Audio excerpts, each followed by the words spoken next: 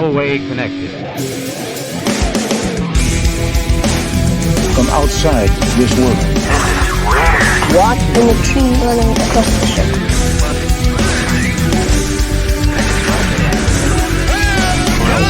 Back in less than a second. All right, and that's just a truth.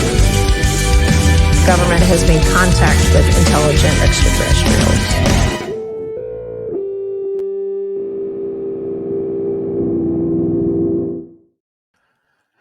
Hello and welcome to Sentinel News, your source of information on unidentified anomalous phenomena. I'm here today with my co-host and translator extraordinaire. Please welcome Guillaume. Yeah, it's so great to be here. It's a pretty big day, not to put any pressure on the guest. But I mean, I think Baptiste and I are big fans of the guy because he's doing the Lord's work, as they say. Absolutely. Chasing after congressmen, asking them horrible questions. I mean, horrible, they're great questions, but horrible in the sense that nobody wants to hear about them.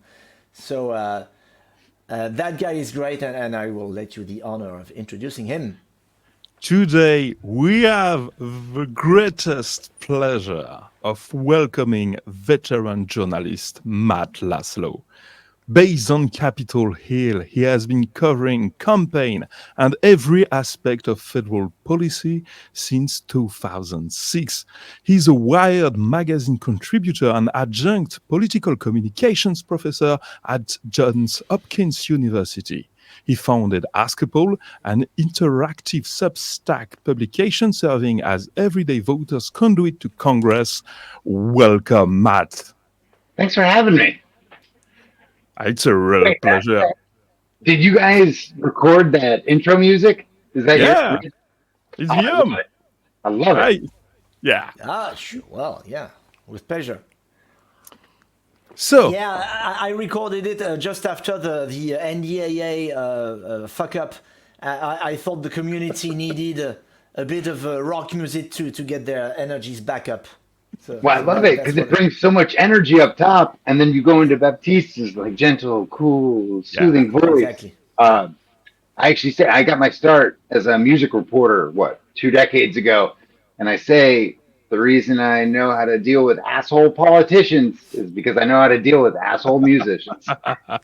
There you go. well, Right. that's the explanation. That was the main question of the evening. Thank you. So first of all, I'd like to invite everyone to go to Ask a Poll and register on your platform. In my opinion, it's the best source of direct information from the political center of the world's leading power. Among other things, you recently led a roundtable between subscribers and Representative Burleson, which I was lucky enough to take part in, which was a fantastic experience. I'd like to take this opportunity to say hello and thank you to Noah too. And what inspired you to set up Ask a Poll? Yeah. So, as you guys said, I'm also a professor on the side. I teach at Johns Hopkins in our master's program. I teach history of the media, kind of looking at how rhetoric and how reporting evolves with the new mediums of their day, from the telegram to Telegram. And so if you look at American politics, I mean, you just gave us high praise to America. Are we the leading power anymore? Like, we here on American soil, we feel very much in disarray. And a big part of that is because the American public has really tuned out the politicians, but the way they tune them out is by tuning out the media or, the political press corps. And for good reasons, they tuned us out, both sides. I remember Bernie Sanders ripping on the media kind of for the same reasons Donald Trump does and did. And so with that, I was always looking for a way to bring listeners, bring viewers into the Capitol with me. Like earlier today, I gave a tour of the Capitol to this 80-year-old, my buddy's musician buddy from Portland, Oregon. His grandpa was here, and his eyes just lit up. Like anytime someone's in town, I volunteer to give them a tour of the Capitol because I used to be a homeless coke addict when I was 18. The fact that my office for the past 18 years is the U.S. Capitol blows my mind, and I want to bring everyone there with me. So Ask a Poll is my attempt to do that. I take listeners, subscribers' questions, and you get to hear me ask the questions directly to lawmakers, and we don't cut it. Yeah, So you hear all the pimples and warts, and like I think everyone's realizing it's not pretty. If anything, it's dirtier than it looks. absolutely. Guillaume, please, your question.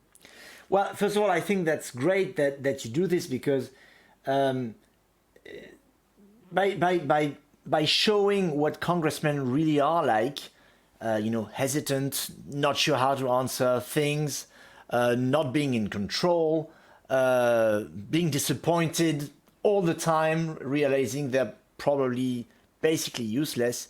I think it empowers the average citizen in a way.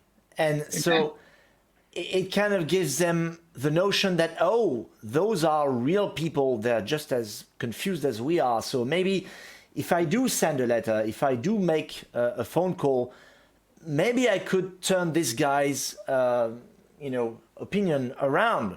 So I think even just for that, what you've been doing is great. Well, and that's real quick. I know you haven't asked anything yet, but that's what's Yeah, been so amazing about getting to know the UAP, UFO community. You guys are so much more well informed than Congress. Like, even Senate Intelligence Committee members, like, literally fall over their words. And half the time I'm informing them. Like, what? yeah, Interviewing Senator Martin Heinrich, New Mexico Democrat. I told him about the House UAP caucus, and he stops me and he goes, "There's a UAP caucus in the House?" Like, that's how bad it is. And they're not dialoguing between chambers. So, I call Ask a Poll, we're your conduit to Congress. And a part of that is also us holding the hand of Congress and taking them along the ride that you all are showing us. And sometimes I'm like, whoa, that's PG-13. This congressman can only handle kindergarten level. exactly. That is so depressing to realize that we know more about Congress people. Jesus Christ. So, by the way, that leads me to one of my questions. So, you've talked to, I suppose, maybe not all of congressmen, but a lot of people in there. I interviewed And I'm all sure, 100 U.S. senators. yeah, I know, I saw that. Congratulations. So, I'm sure at this point you've got great instinct when it comes to detect who's really clueless on the issue and who's pretending to be clueless on the issue. So my question is, in your estimation, what is the proportion of congressmen and women who know the topic is real and serious? Well, so that was kind of the interesting thing. And my thing about my job is I love it. I read a lot and like I'm paid to learn as I go. And so I really, as much as possible, because part of the reason I even founded Ask a Poll is because I realize with my master's degree, with my 20 years, being a veteran congressional reporter, uh, being a professor, that stuff is actually a disadvantage now, in today's political environment. People are like, oh, you're an expert? Fuck you, because you're an expert. And so I still am an expert, but part of that's the realization that I don't know anything because I'm looking at a new Congress and they're figuring it out as they go. And that's where you have this huge juxtaposition in Congress, kind of with the new energy from House members, members of the UAP caucus who actually are informed. But then you go to the Senate side and like they are different universes. And part of that's because America's founders wanted them to be different universes. In one chamber, they have to face voters every 2 years. So they're very accountable to the people on paper. They're very accountable to the people. Then the founders gave senators 6-year terms, which was so much. I'm going to get a little professorial here. So when the founders, we had 13 colonies. Of those 13 colonies, only one had 2-year terms in the House. Two had 6-month terms. The rest had 1-year terms. So it was a radical compromise to give House members 2-year terms. And part of that was to give them space from their voters so they could go to Washington, and if you were a Georgia farmer from the South, but you were put on the Maritime Committee, oh, now you got to learn about lobster laws, up with Maine and Canada, And so the founders wanted lawmakers to come to Washington, read stuff, learn stuff, and then sometimes go back to their constituents and be like, I got it wrong. Like, guys, get this. I read all this stuff and holy shit, like, look at this. Nowadays, lawmakers just chase these polls. And I'll get back to your question now.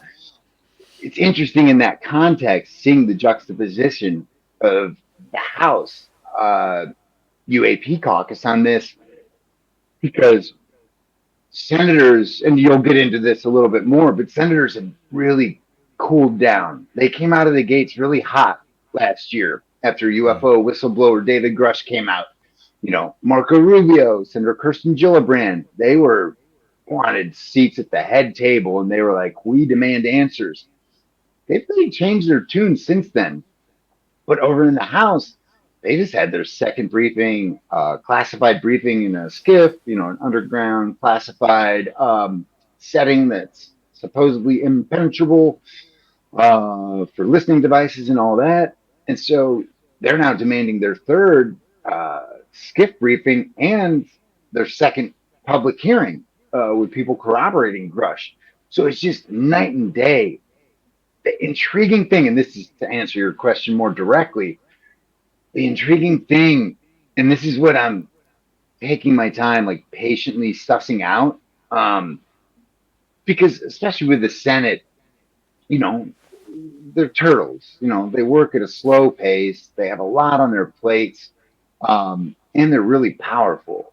And so with them, it's been intriguing because especially a couple of the younger senators on the Senate Intelligence Committee, I'm thinking James Lankford from Oklahoma and Tom Cotton from Arkansas. When I asked about Grush, they knew the name Grush, but they were very wise, and they were like, "Well, what are you hearing? What do you know about him?"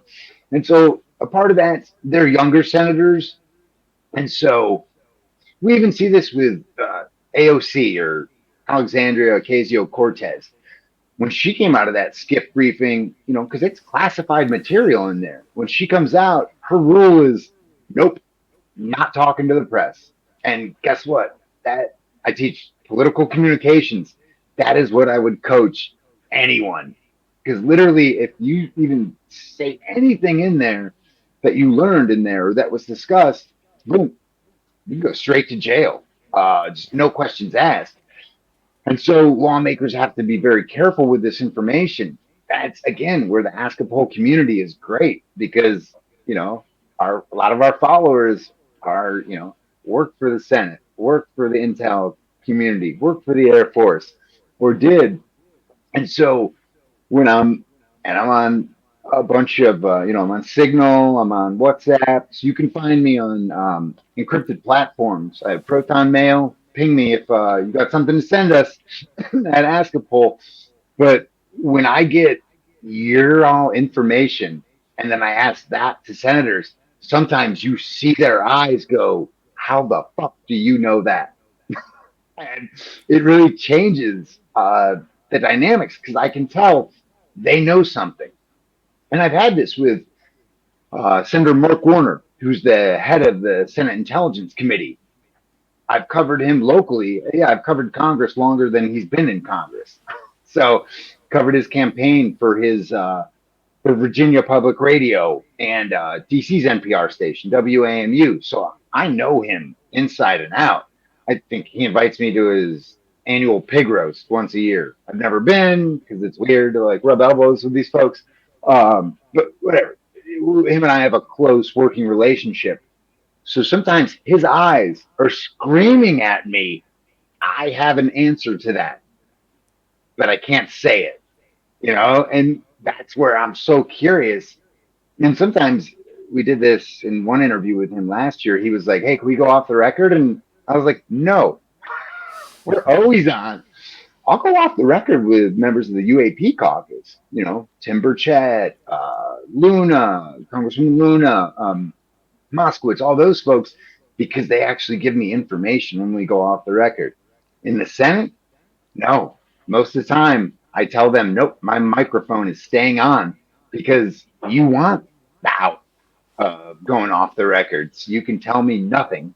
So I like to make them sweat on your behalf. Are there people who are congressmen who are running away from you as soon as they see you because they know you're going to ask tough questions? Well, it's funny. So I've covered Congress. I was Playboy correspondent where I covered cannabis and drug policy for them. Also, Rolling Stone correspondent. Again, a general assignment reporter, but I covered a lot of cannabis and drug policy. So for a while, U.S. Senator Marco Rubio, he'd see me and he'd go, "Are you going to ask me a weed question?" Like very dismissive, like, "Oh, you're going to ask me about marijuana?" And I'm like, "Sir, yeah, this like you just missed this issue, but America has the highest incarceration rate in the world. So if you think, oh, it's just marijuana, yeah, I'm going to ask you about it every fucking day because it's my black and brown neighbors, my lower income white neighbors who are in jail for shit that I grow legally in my backyard, shit that I use medicinally." And so with this issue, yeah, I'm starting to have that. But it's interesting, like with Kirsten Gillibrand, who's interesting because she's a member of the Senate Armed Services Committee, which means she's got oversight of the military, America's military industrial complex. So she's like that committee. And she's interesting because even there, she's pushed up against the U.S. military in really strong ways when it Yeah, comes to sexual absolutely. assault in the Yeah. military. Like she's been strong. Mhm. And she actually changed the conversation and changed some laws and is starting to change the culture of the military. So she's proven that she can push back on these folks.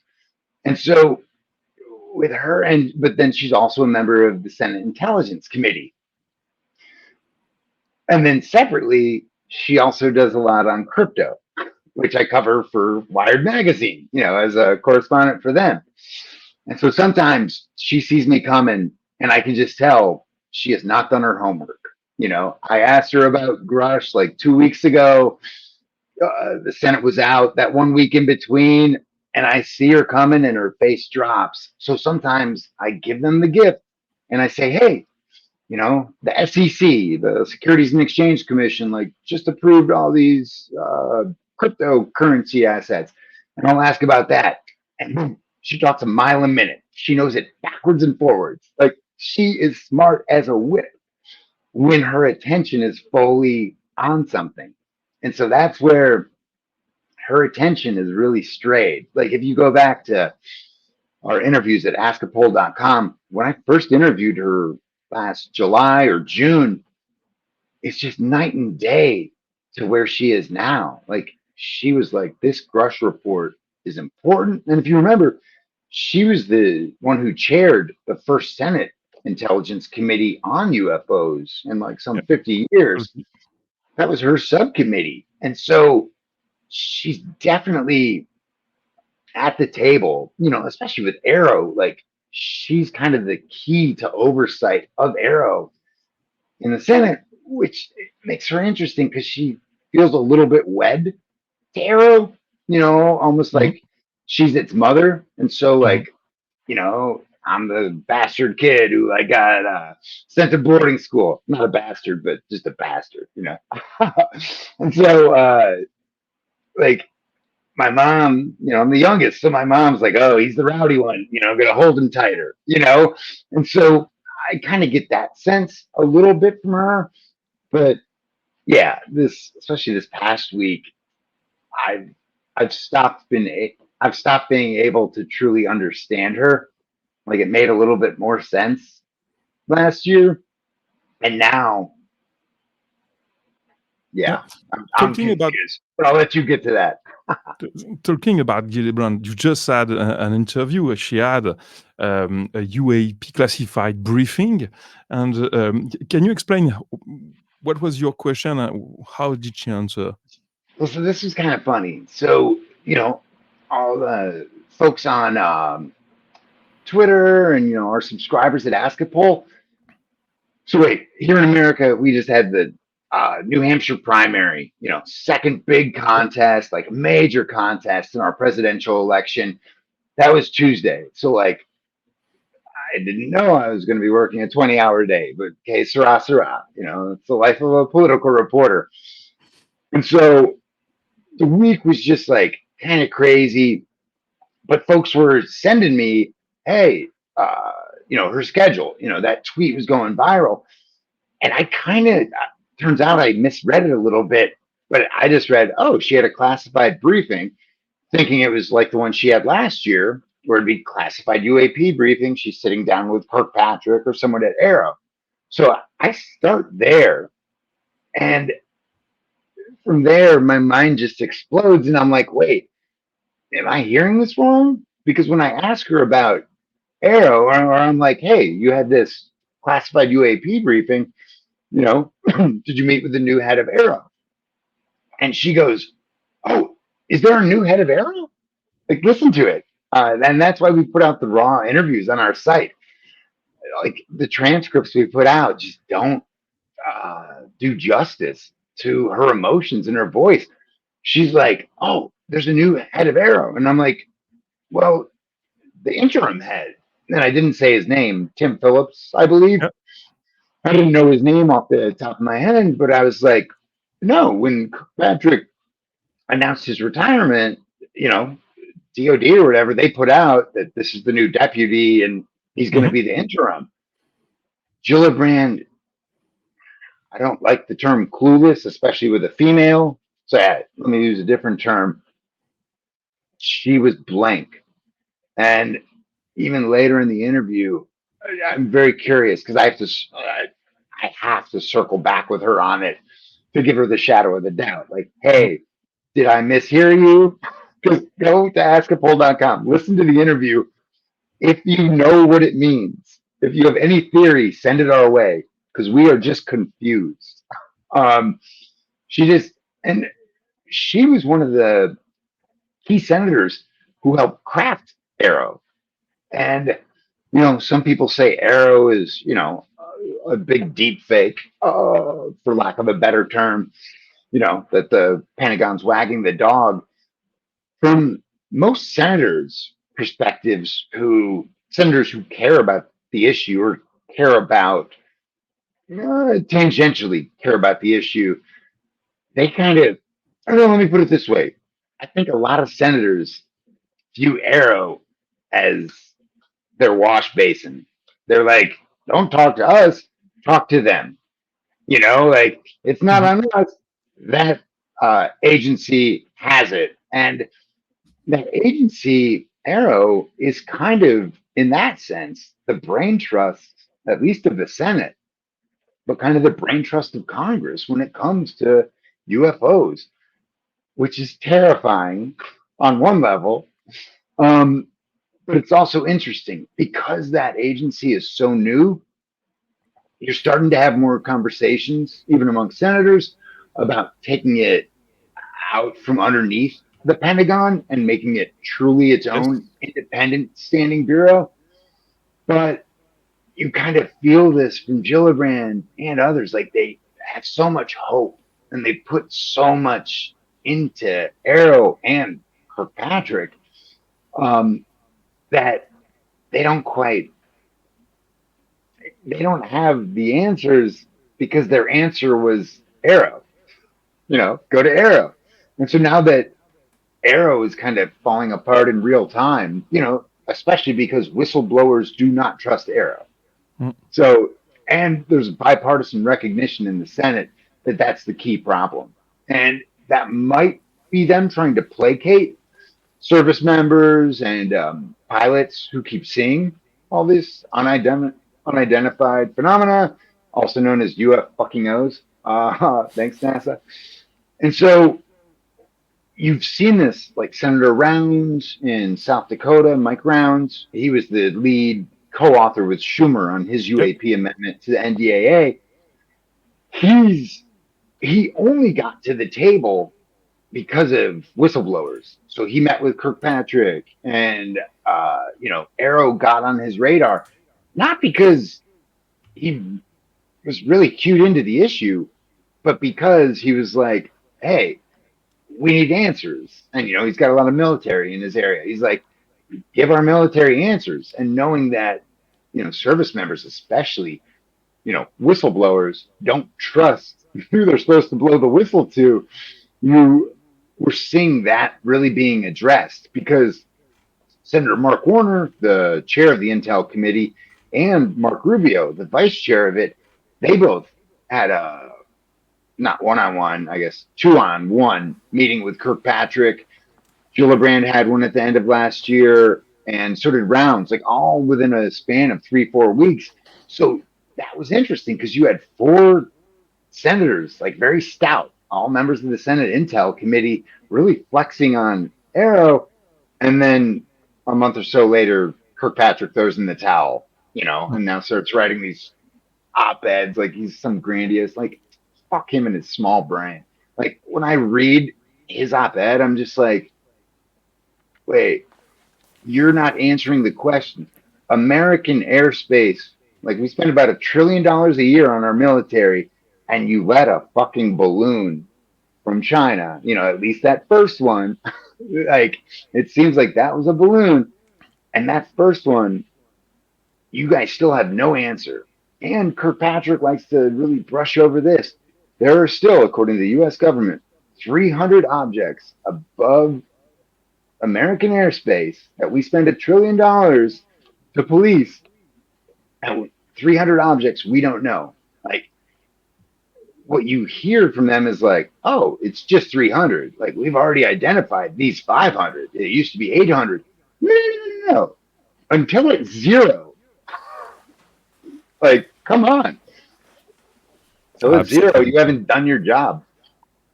Go ahead, you. No, just about Kirkpatrick. So he's gone. What's your theory? Do you think he supposedly, yeah, hopefully, I would say. For now. For now. No, come on. We have to watch and see if he becomes a military contractor. It's good theory. I mean, yes. Okay. But I mean, at least in terms of being the director of Arrow, he's gone. Okay. So what's your theory regarding that? Do you think he got fired, or do you think he left? He's one who, so I've never met him, never interviewed him, but I've like studied him from afar. Like,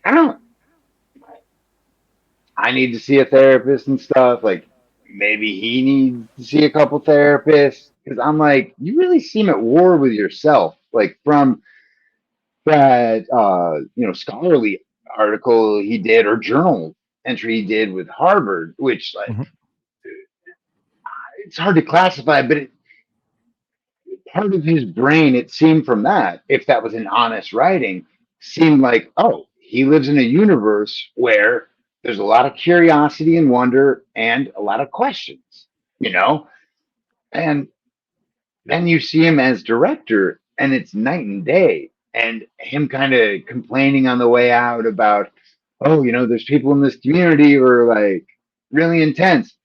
Motherfucker, I was in the Capitol on January 6th. Like, our jobs are intense.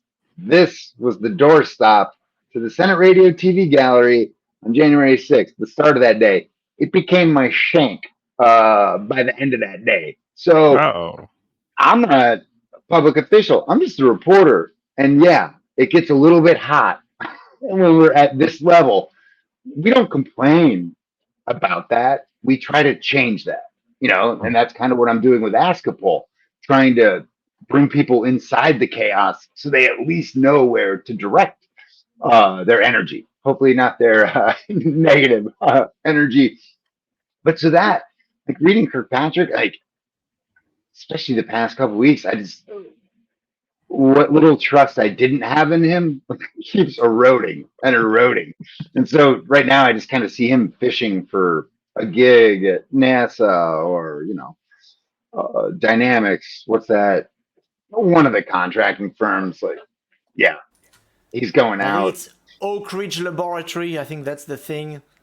Yep, one of our nuke Yeah. facilities in Tennessee. Don't forget, he has his own LLC. So he What's his may be. LLC? It's Nonlinear Solutions, I think it's called. I had to check back, but I think it's the name. And so he may be already a private contractor, to be honest. And on that point, I'm gonna die poor in this town, and all my subjects are getting rich, and I'm like, wait, you're a lawmaker. How do you got a 3-piece suit? Kids. And on that point, so he recently came out of the silence and gave a couple interviews just days before that the Department of Defense released a document published in August by the Inspector General of the Department of Defense. And in this report, the DoD IG slapped the Pentagon for failing to organize a proper collection of data related to UAP, despite decades of effort. Do you think it reflects a true lack of organization in the first military power in the world? See, when it comes, so what do I say? Like, I won't speculate, just like I won't do predictions on U.S. politics. I stopped all predictions when Donald Trump won the Republican primary in 2016. Which made it like the most exciting time for my political science students because I'm like, hey, all of our theories were wrong. Go retest everything. And so with the Pentagon's like, so what? When my dad served in Vietnam. When he was in town, a decade ago, we went over to the Pentagon. There's a mall there, Dad's in town, so you're like, hey, buy me a new tie, buy me a new shirt or whatever. So maybe it was 15 years ago. But I remember being at the Pentagon Mall, and my dad finally stopped a service member and said, hey, how is your hand not going up, like nonstop, just saluting everyone? And the guy goes, oh, so at the Pentagon, it's actually a non-salute zone. Because, like, if you see the top person, yeah, salute them.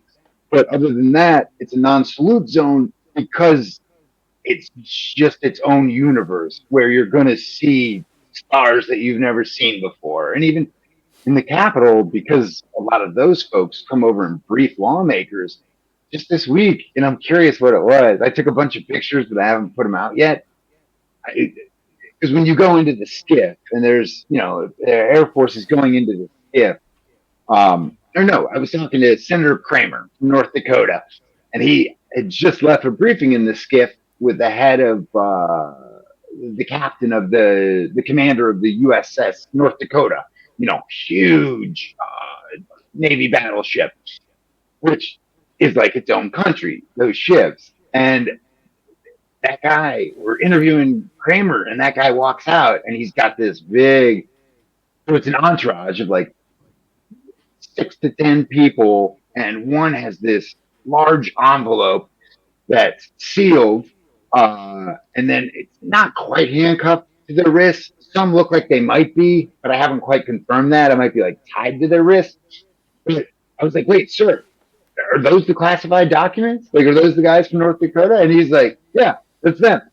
And so just yesterday in the Capitol, I saw 5 or 6 different sets of folks like that with like stars and all these like, brass hanging off their chests. And I was just like, wait, what is going on over there? I couldn't go investigate because I literally sat for 1.5 hours, actually 2 hours, waiting for Gillibrand. Because I think she was trying to avoid me for your earlier question, but I didn't let that happen. And so back to your question, with the Pentagon, it's just its own universe. And within that universe, you have different fiefdoms. And so I don't know if it's, and this is where I've even been trying, and this is where with Congress, I have to be a little patient because sometimes the question I ask means, oh, that's the first time the lawmaker thought of that, which means we're not going to get our answer until they go and ask it in a week or two. And then they get a response in a week or two after that. And so with this issue, I kind of really have to play the long game, especially with the younger lawmakers. I'm kind of showing them the terrain, like not coaching them. Like I'm nonpartisan.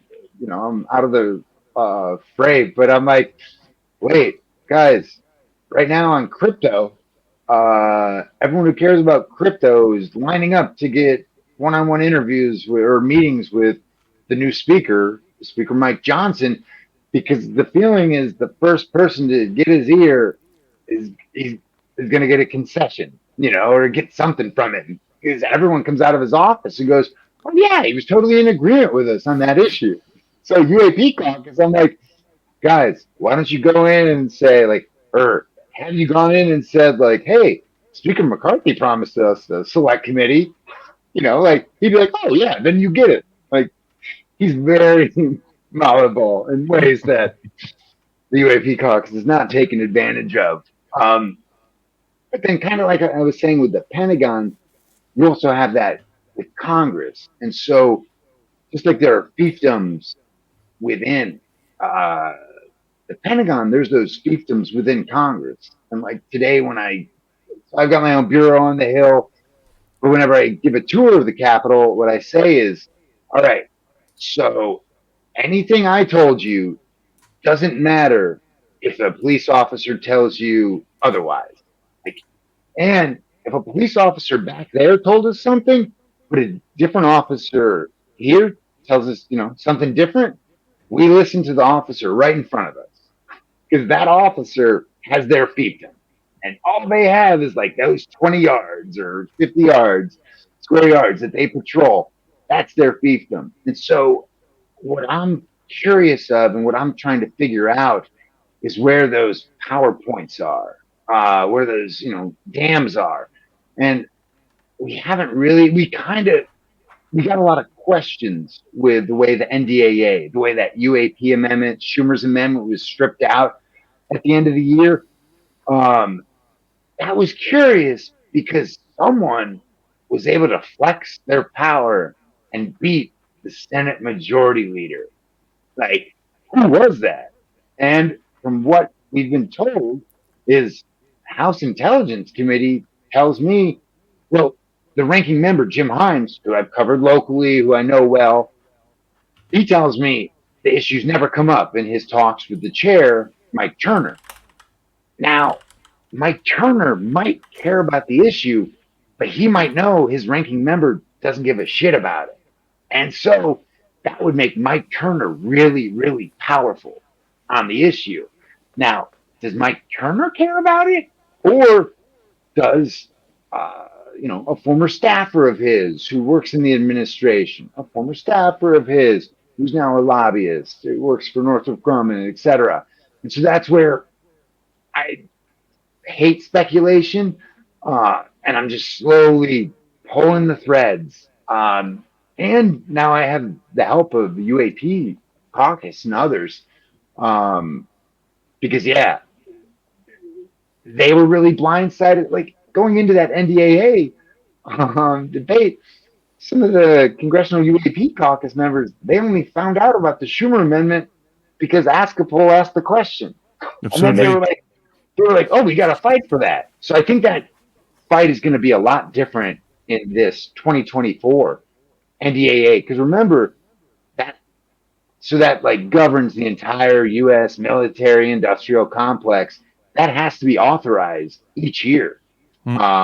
So even though it's an election year, that's one of like that, and funding bills are kind of the must-pass bills. So we're going to be right back here in a few months. I've heard Danny Sheehan, the lawyer, mention on a few podcasts that that Schumer wasn't letting things go, and that maybe there could be a law that would be distinct from the NDAA solely on UAP. Have you heard anything about that? I haven't, and actually, that's why every time I do these interviews, I take notes. That is a good question that us at Askapol are going to ask. All Um, right. because that's curious. Because again, like every time I see Schumer, he's got a big entourage. Like he'll take questions every Tuesday. Him and Minority Leader Mitch McConnell, they take questions, but it's like fairly choreographed. And so Yeah. at some point, I'm going to ask a bigger question like this, but it hasn't really risen. I need a little bit more info. And if I ask it there, then boom, NBC, Fox, CNN, everyone else gets the answer too. And so I need a little bit more info to really shine a light on him. Like right now, he stared me in the eyes. Like he knew the name David Grush.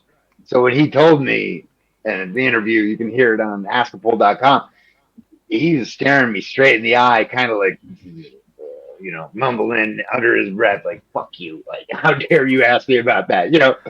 He's a New York politician. I'm from Chicago. So, hey, we both come from very aggressive spots. And you could just see in his eyes him being like, damn you. Like, Yeah. damn you. Why are you asking about him?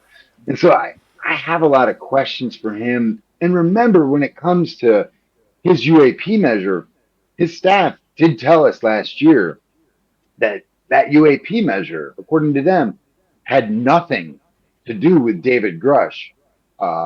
And yeah, UFOs per se, or pardon me, it had nothing to do with David Grush and these broader investigations. What his office reaffirmed to me was when former, know his name, Harry Reid, but when former Majority Leader Harry Reid was stepping down, he kind of handpicked Schumer. Schumer was the number 3 in line for Majority Leader. Number 2 was Senator Dick Durbin from Illinois, my home state.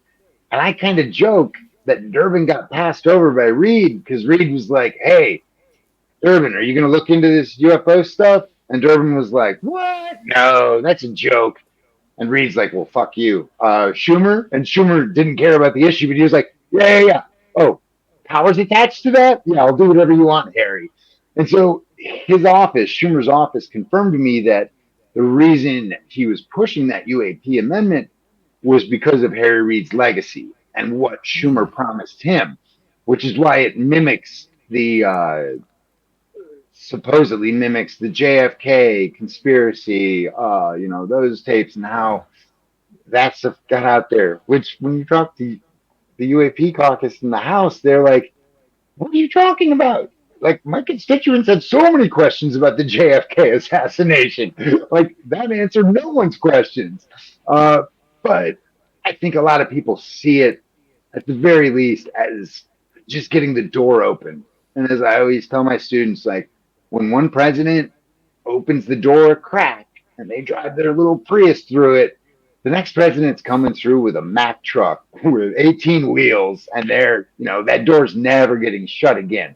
And so a lot of folks do see that as, even if it's a small win, Congress passed something on UAPs, and the House and Senate actually had a dialogue about these issues.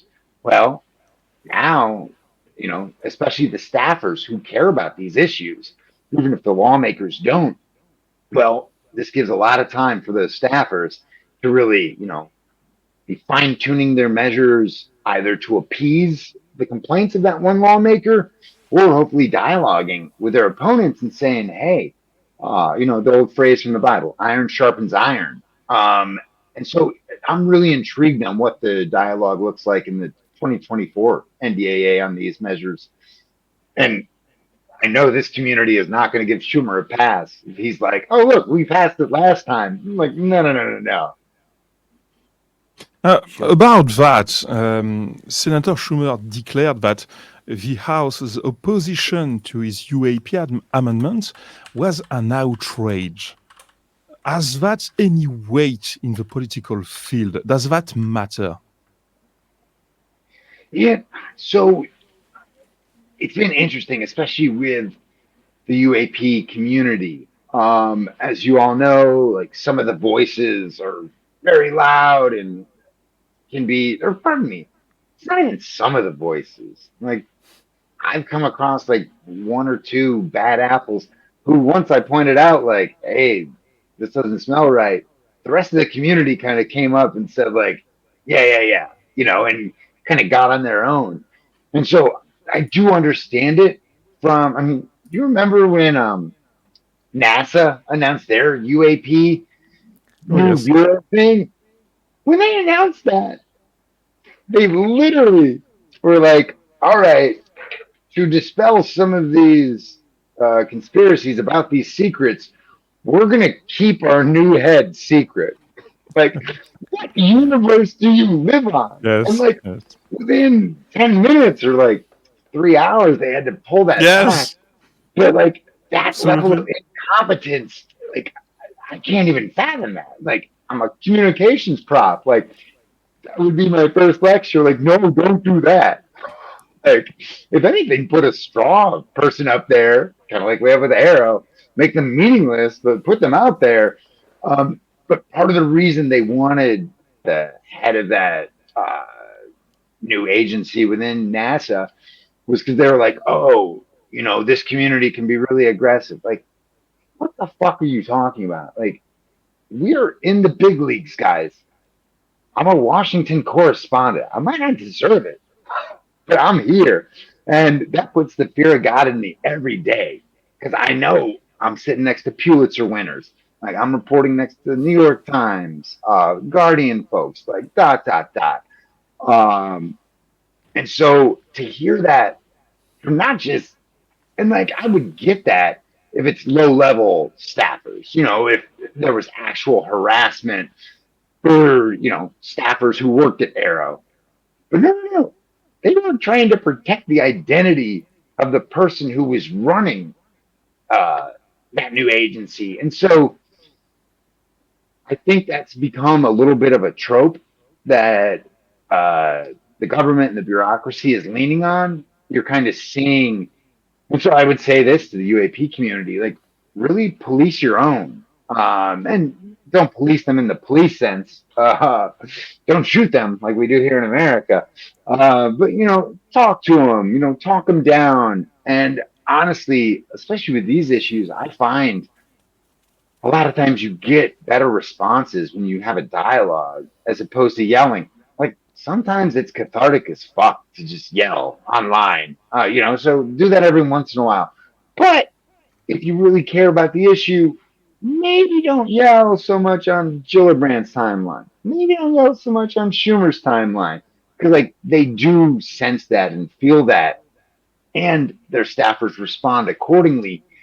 Um, and that's where you mentioned the Ask a Poll live Discord we had with Congressman Burleson 2 weeks ago, and we're now going to start doing that once a month with members of the UAP caucus. I'm hoping by the end of the year that we'll get a U.S. senator. I haven't said that out loud yet, so knock on wood. But it was interesting, so for those, I was a Vice News Tonight correspondent. I've moderated panels at Aspen Ideas Fest. So, like, I play moderator there. And I was thinking, and we did one with Tim Burchett right around the holidays in December. And on both of those, because it's Discord, I was thinking like, oh, I really have to be aggressive in moderating this. No, I didn't. Like I got tripped up by the same assumption that's tripping up these bureaucrats in congressional offices. Like, no. This community is really fucking informed. And if anything, the massaging I had to do in people's questions was like, hey, remember, you're kind of like at a PhD level at this, Yeah. or you're at a Absolutely. master's level at this. Congress, like we're literally just putting on their first training wheel. Like they only have a training wheel on one half of the bike right now, you know? And so sometimes in the UAP community, people will be like, "Hey, ask about this," and I'm like, "Wait, Senator Gillibrand doesn't even know who the interim director of Arrow is." Like, I literally couldn't even ask her about the Tuesday classified briefing because I was just like, wait, let me get this straight. And yeah, it was probably a terrible interview on my end because I didn't have any follow ups because my jaw is still in Australia. Like, my jaw is through the floor. I listen to it. Tell me again if you Do can you make think any maybe sense of that it. I was? can't. Do you think maybe that was her goal? Maybe to sort of unsettle you by, oh, I'm sorry, who? And poof, then she's gone. Maybe she's just playing coy. So Playing I'm coy, can you say intrigued. that? And we did, yeah, you said, I like that, playing coy. So Matthew Pines, he had a good theory because he was like, no, I know Gillibrand has met with Tim Phillips, and I believe him from what I've seen from his reporting in the past and his sources. And so I'm like, oh, what I'm intrigued by is, wait, did Gillibrand meet with him and have conversations, in December or whatever? But because Kirkpatrick was still there, the Pentagon hadn't named, and I need to look this up because I'm giving her the shadow of the doubt that she might not deserve. But I'm curious whether she met with him, knew that he was the new deputy director, but was never informed. Oh, he's now the interim director. So again, that's me giving her a big shadow of the doubt. But like that would kind of explain it a little bit. My other theory on it with her and with Senator Marco Rubio, because again, go to Askapol. Like Rubio and Gillibrand were so hot and heavy on David Grush last July. Like they were like, this is a scandal and we are going to get to the bottom of it. And they said that publicly to me, to News Nation. I almost said Newsmax. Pardon me, News Nation, not Newsmax. Very different. And so they really were much like what we're seeing with the House UAP caucus. I think we are losing you, Matt. Oh, yeah? I think we are losing the connection. Well, I can see him and hear him perfectly. I don't know about. I apologize that you can see me. It's I back think it's for just me. Baptiste. No, I think yeah, it's just it went back. First, apologies. All right. Oh, it's all good. And so that's where I am a little bit curious because I've seen more of a change with senators and senators on the Intel committee. And so part of me is curious if, especially Gillibrand and Rubio, after all those statements, if someone from the intelligence community or Intel chair Mark Warner, maybe he was like, hey guys, so here's what's actually going on, and that's why we got to pretend this, So it almost feels like there's some sort of explanation they've been given, but it's classified, so they can't talk about it. And so, like, if that is the scenario, and again, this is just conjecture, if that is the scenario, then Gillibrand is the worst actor in history. And her staff is not coaching her right. And so I think it's a little bit of both. But throughout this year, that's one of the top questions I'm going to explore. And what I always say about American politics is you have to be patient with it. We're not a parliamentarian system. Right now, we have divided government. But like when it comes to something like universal health care, the Democratic Party in America really, really, really cares about that issue. They care so much about that issue for more than 100 years. They were banging the drum saying we need universal health care. And then guess what? Under President Obama, they fell short of their goal. When they passed Obamacare, they got near universal health care. So even a political party that waited 100 years to realize their dream fell short of their dream, but are still proud of it. And so that's American politics. You got to be the turtle, not Rabbit. All right. So, Baptiste, how long do we have with Matt? I'm not sure. How long do you have, Matt? If we can wind down next All right. few questions. I personally have just got 2 more questions. Wait, So, Baptiste, and then I have 3 questions. No, 5 on his guitars back there. all right. Sexy. Those are sexy, brother. Ah, That's thanks. right. So, do you mind, Baptiste? Can I ask my? Yeah, go ahead, go ahead. My next, yeah, all right. So we've talked about Gillibrand. I'd like to talk a little bit about Andre Carson because I'm kind of intrigued. I'm intrigued by the guy because during the first UAP hearing like 2 years ago that he chaired, Yep. he started out. Just before the interview, I went back and rewatched the beginning of the thing, and so he starts out strong with quite a powerful opening statement. He says things like with AOI MSG, which was the name of the Aero at the time. We want to make sure we're not starting from scratch, which is a good sign. I'm watching this, I go, great, Carson is on our side. But then after like 20 minutes, Carson explains that he enjoyed meeting with Moultrie the week before, okay? And out of nowhere, he asks, so, sir, is it fair to say that you're a science fiction fan? Yes. Would you tell us about it? And then he gives the mic to Moultrie. And Moultrie's answer was, yes, I've been to conventions, At DOD, we have character. We are people just like you, just like American people. We want to know what's out there, just like you want to know. That whole exchange really sounded like it had been planned between Carson and Moultrie, probably the week before, during their meeting, maybe to humanize DOD. I don't know if you noticed that. It made me uncomfortable. I'm not quite sure what to think of it. What do you think? What do you think Carson thinks of Moultrie? That's my real question. Well, so it's interesting. The way you describe that is interesting because I could see that, from a communications perspective.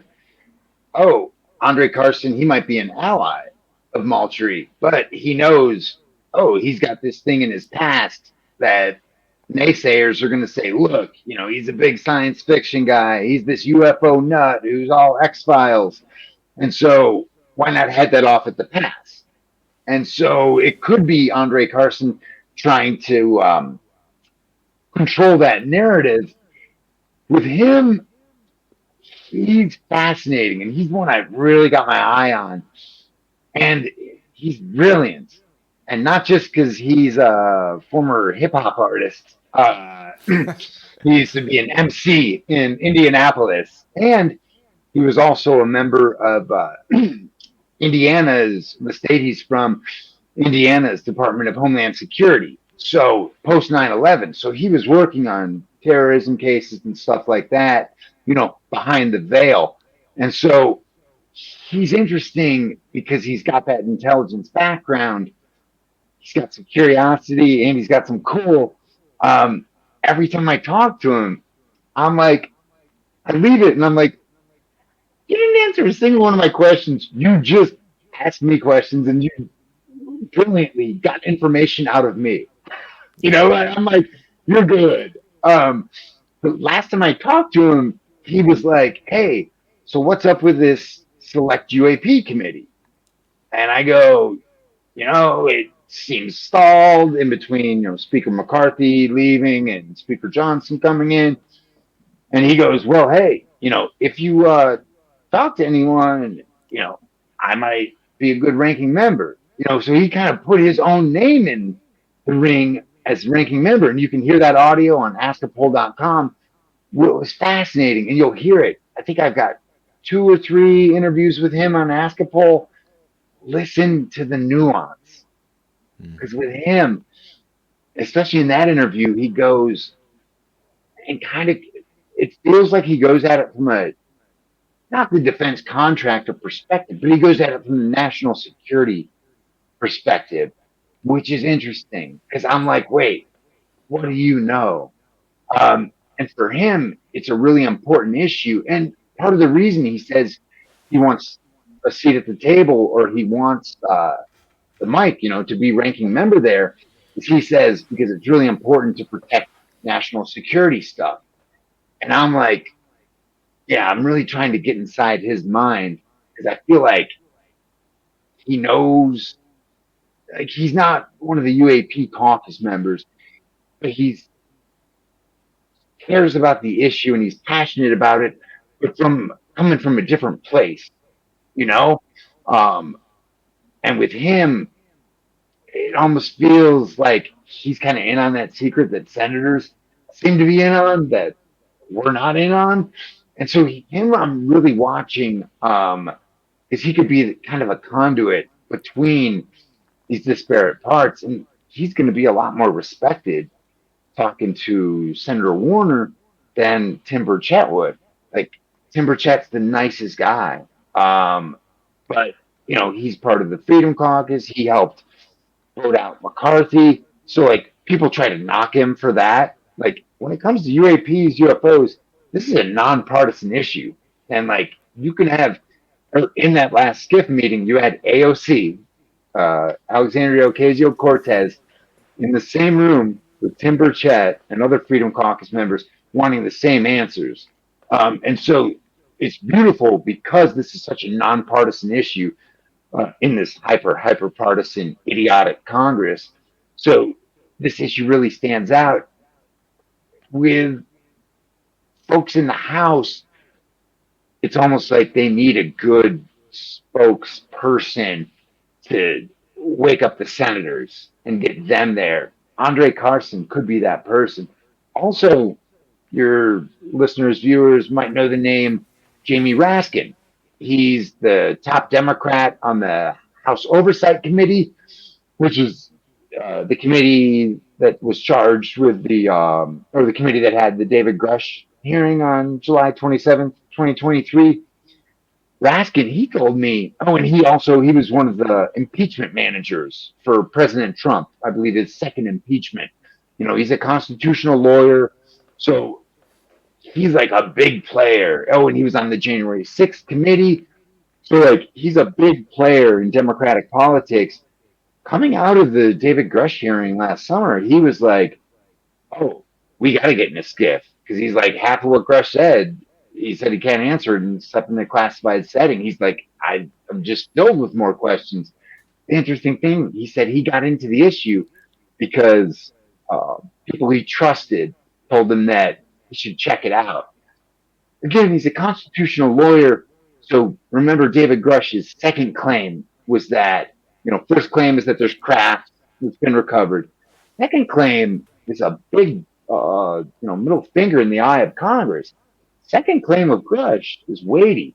It's that there are these SAPs or special access programs that are funded by Congress, but that are hidden from Congress so that the executive branch, like Congress isn't allocating that money, they're funding these things and the executive branch is like taking that money and, moving it to these UAP programs.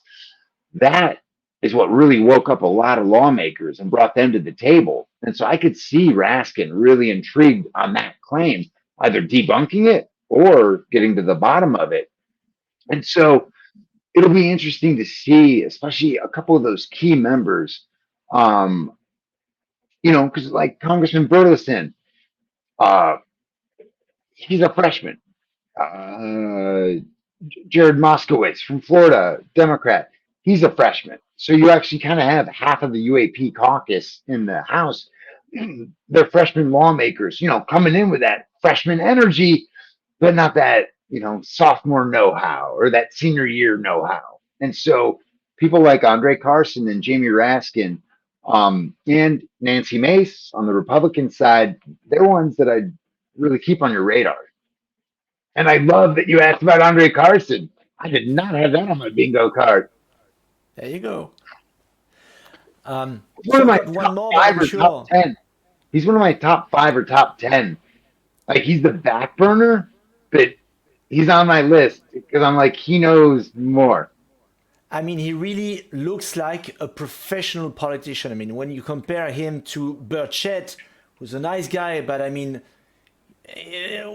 you feel like you're talking to someone who has no filter. When you have Carson in front of you, you know the guy he's a professional. Yeah, he's very astute. I know, and Absolutely. almost too professional. Yeah. And remember, this is America. We wanted farmer legislators. That's part of the reason we had uh, throw some lead at our British friends a couple hundred years ago. But the whole farmer legislator thing has now kind of been bought by lobbyists. But that's a question or a conversation for another day. Sure. So, all right, I've got just one more, Baptiste. Can I? Sure. All right. So, Matt, there's a question that in my dreams I would ask every congressman. So, of course, I'm not a journalist, so I don't have that opportunity. So, I'd like to play a little game if you're okay with it. Because you know congressmen very well. Would you be willing to play a specific congressman and answer my question as you think he or she would answer it? Is that okay? I I like where you're going with this. Give me the All right. question before I agree. So I'll give you two congressmen to play. I'm not going to do Carson because we've talked about him quite a lot. I'm not a good actor, so I'll give you. Who cares? Who Yeah, cares? yeah. So here's the question. First, maybe for Congressman Tim Burchett. I think that's going to be the easiest one. So here's the question. If you ever came in possession of proof of existence of a non-human advanced intelligence here on this earth, would you consider it a moral obligation to disclose it to the public? And if so, would you consider this moral obligation to be more important than national security? Mr. Burchett. Well, so again, I'm not a politician. I'm going to take your question for Burchett, and I'm going to pass the mic to Burleson because in our live Discord with Burleson, he actually said, and I was kind of telling our viewers and stuff like, hey, like, and I coached everyone, we can ask about all the classified stuff, but if we don't want the congressman to go to jail, he can't answer the classified stuff. At one point, and because at one point in that interview, and it was interesting, I misheard him and I was like, oh, you truly don't know the answer to that question. And then Burleson cut me off and he was like, no. I know the answer. I just can't tell you. Which, like, ding, ding, ding, ding, ding. He, within that window of the conversation there, Burleson did say, if, I witnessed this stuff with my own eyes, he's like, yeah, forget the classified, clearance That's stuff. right, he did. I'm Yeah. going to divulge this to the American people, which that really stood out to me because, yeah, it felt very genuine. And Burchett, he has said that about this issue broadly. What he says is, we're not going to get, he gets a little disheartened, now that he's on his third term, but when he like really sees inside the guts of Washington, where like right ahead of the hearing, him and Congresswoman Luna kind of felt like they had the gavel taken away from them. Someone else Yeah. chaired that Grush hearing, and there was a lot of like puppet masters in the background, and so he's been really facing the brunt of this stuff, and even like the whispers and all that stuff. Um, and so he's been interesting because what Burchett says is, when he's more despondent, he's like, we're not going to get to the bottom of this until, a whistleblower, a service member, statesman or stateswoman walks out of one of these facilities, with biologics or with something that really proves it. With him saying that is kind of a recognition, or it's kind of a depressed recognition, like, oh, us as Congress, like, we don't have the power. These service members really do. And like, he would never ask a service member to go to jail, nilly willy. And so he's not saying, hey, disclose all this and then go to jail. He might be saying, hey, drop it on the ground in front of me, and Yeah. I'll pick it up. So he's interesting. I'm curious. I'll ask him that. Oh That's what yeah, I'll do. please do. I'll ask Please him do. in 2 weeks or 3 weeks. Congress I'll is send you lazy. my album for free if you do that. Nice. All right, great. Thanks, Matt. Appreciate y'all. To You close have the another one? interview, I would like to ask one thing I noticed in the week. RFK Jr. said in a campaign video that he wanted to disclose all information about UFOs, but only if it didn't jeopardize the security of the United States. As there is in the US two main political parties, is that credible? Well, it's interesting, and everyone kind of forgets this because after the 2016 election, there's a lot of other stuff to talk about. But um, Hillary Clinton, she kind of Yeah, vowed, she absolutely. kind of vowed much in the same terminology. Yeah, But with her, it's more interesting because her husband was president, and she very much, after all the affairs, she was given keys to the White House for a lot of like her own pet projects. So I'm curious what she actually learned, because if she was curious, that probably didn't happen overnight. So if she was curious when she was in the White House, I'm so fascinated by like, all right, well, for one, what questions did the Clintons ask? What doors were shut on the Clintons, and what makes Hillary want to go back and revisit those doors. And it could be that her and Bill weren't on good terms, so they weren't talking or whatever, but that just seems doubtful to me because they have that professional relationship on top of their personal one. And so, yeah, I'm, and now I'm kicking myself because she was a U.S. Senator and I would interview her, but I never asked her about this. But back to your question, what she says is in line with RFK.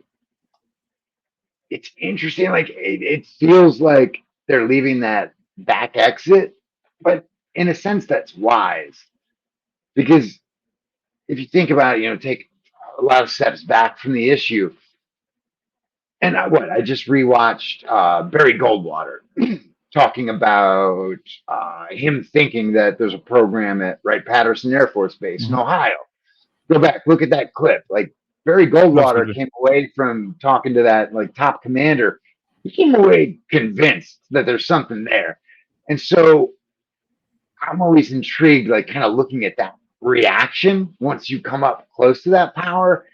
And kind of my feeling, especially from Senate Intelligence Committee, is they think there's something there that is of national security importance to keep secret. I'm kind of like, come on, let us see the toys. Like Yeah, if we yeah, have absolutely, the absolutely. propulsion, come on, we can handle it. And honestly, if we're like, if we do have something from above, like, doesn't that ease a lot of the stupid, petty, cross border bullshit that we have going on down here now? Like, who cares about carving up this planet if we got other spots to go? And so that's where I'm intrigued. And I do keep questions, or I do have persistent questions about what folks close to this issue um, know. Because it seems like there's something there, Yeah, what that there is. And so, like, that's where, yeah, you'd kind of be a fool to say, if I become president, I'm going to divulge all of America's secrets. That could be really idiotic. mhm, Um, but then remember, I'm a reporter. So, like, that's more my professor side. My reporter side is like, come on, I want to see everything. Like, yesterday, absolutely, absolutely. constantly Matt, at war with myself. thank you so much for your time. And please, audience, if you can, please register to ask Paul It's my source of congressional information. The work you do there is absolutely amazing. And please continue to do so. You're an invaluable asset for us. Absolutely. Appreciate you. Really, thanks for having me, and let's do this again soon. Sure, you're welcome here anytime. Goodbye, Matt. Cheers. Bye, Matt.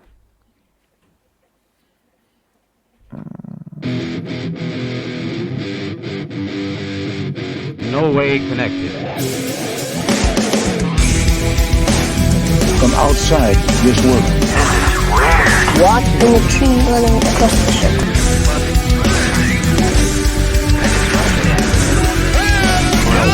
Back in less than a second. All right, and that's just a truth. Government has made contact with intelligent extraterrestrials.